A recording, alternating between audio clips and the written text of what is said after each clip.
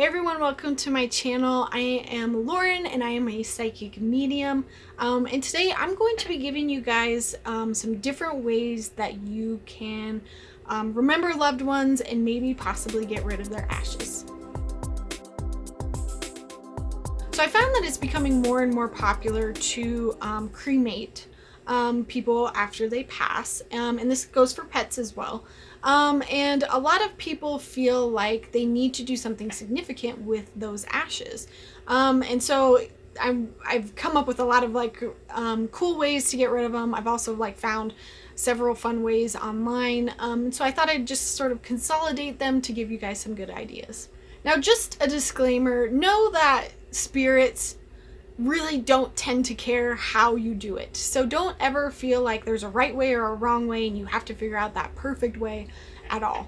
What they really do care about is the intention behind it. Now, I will say that this isn't the case every single time.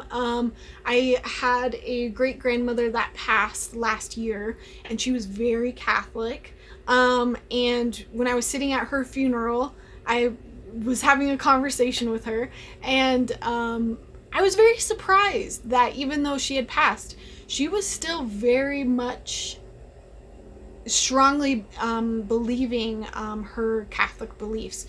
And she was very excited about the way that we were. I mean, she had like an open casket and she had her whole body in a casket. She didn't get cremated or anything like that. And she was very much appreciative that we followed those suggestions and did it the way that she wanted. So some spirits do care, but know that I don't want you guys to stress, if there was like a better way to do it or if you're doing it wrong, because it's really not the case. As long as the intention is there, you'll be fine. So some fun things you can do. You can put it in a capsule on a necklace. This is my cousin's ashes. And this little thing screws off on the top and you can actually glue it shut. Personally, this isn't for me. I just have this as a temporary thing to hold his ashes until I decide what I want to do with them. But a lot of people would like to hang this up in their car, around their neck, hang it up in a special place in their home. So you can find little necklaces that definitely hold it. Another thing you can do, I've seen on Etsy, you can buy rings that hold ashes, and basically it's kind of like an open little hole, and they send you super glue, and you can sort of mix in the super glue and the ashes together, close it up, and it hardens, and then you can sort of see it. So that's a really cool thing you can do if you want to keep those ashes on you. I haven't verified this, but I'm pretty sure there's a service where you can purchase a tree and plant the tree with their ashes. If I'm wrong about that, the intention can still be the same.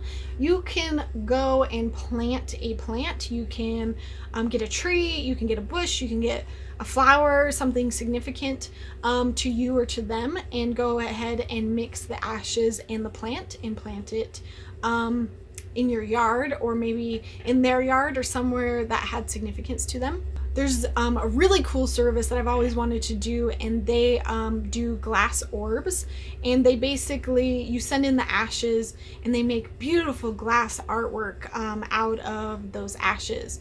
And I mean, you can get pendants, you can get full-on orbs like crystal balls. They also have these really ornate designs. Those tend to be a little bit pricier, but I think it's a modern way of displaying it that's not just like an urn on your fireplace. A lot of funeral homes provide special boxes. So my grandfather, for example, his ashes are in a wooden box that's hand carved. Some people just use this and they hang on to it until they're ready to dump it, or they will keep it in that special box.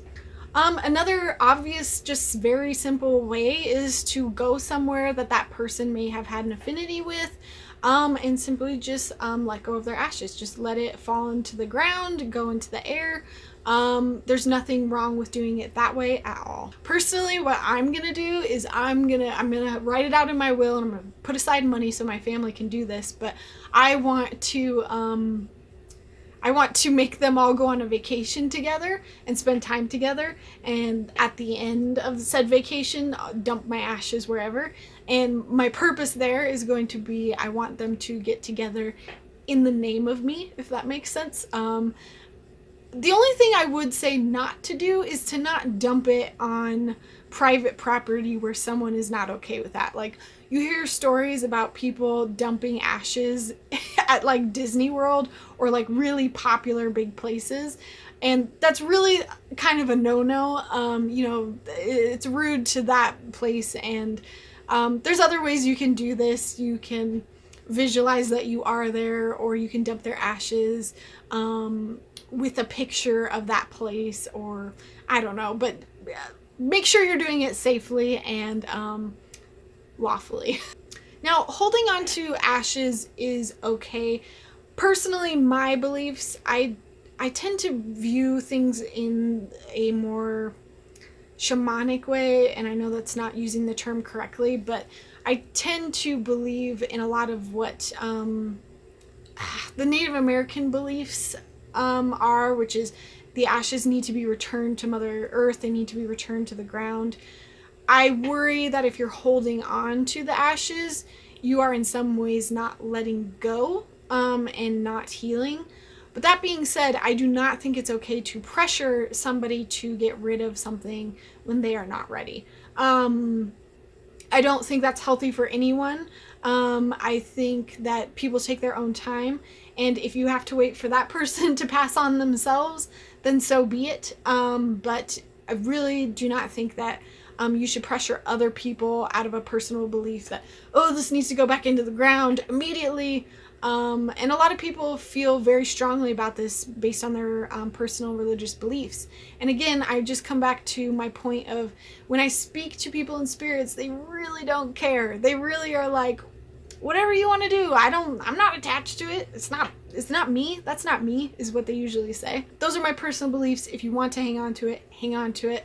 What I think is of more benefit is when you do let go of their ashes, when you do decide to release them, to do something with intention. Either write them a letter, write a poem, say something out loud, say something internally. Do something to, this is more for you, for closure. Or to make you feel like, hey, I'm remembering them. And don't at all feel like there's a right way or wrong way to do this. You can just say their name. You can give them a whole book. I don't know. You can do whatever you feel is right. But as you release the ashes, I'd like to just visualize. Visualize you are releasing the idea of their body. You are releasing any sort of physical attachment that you might still have for them. You are releasing their energy, and you are, most importantly, releasing that image of who they were in this life, in this body. It doesn't mean that you have to forget what they look like or what they smelled like, or forget any of their items or clothing. It's more saying that I understand that you are in spirit now, and that you might become a different person or a different being afterwards, and you might become more enlightened. We might have a much different relationship after you've passed. And that's definitely been the case with me and my grandfather. When we were living together, I didn't really have a close relationship with him. And now that he's passed, I talk to him more often, and I understand who he is more now because there's that open communication. And if I held on to the idea of, oh, he wasn't very talkative in this life, oh, he was this way, then I might have closed myself off to being able to communicate with him better. So when you're releasing ashes, as long as you are doing so and releasing that intention and you are sending them love, light, it doesn't really matter how you get rid of them, if you keep them. Again, just remember that it's all about that intention, and it's really more for you and more for that closure. And just know that it might not be the closure, the final closure. Maybe it's just a piece in your healing, and it will just get you one step closer to feeling a little bit more healed and connected to them on the other side. I hope this was helpful. Please let me know in the comments if you guys have any other really fun ways of disposing of ashes. I'm sure there's like a ton out there that I'm just not even aware of, so I'm really excited to see what you guys have to say. But yeah, I'm going to hold on to mine and get rid of mine when I feel the time is right, and I'm going to do it in a way that's significant either to myself or to my cousin, and I hope that you guys all feel like you can do the same. Thanks so much for watching. I will see you guys next time. Have a great night / day whenever you're watching this. Bye.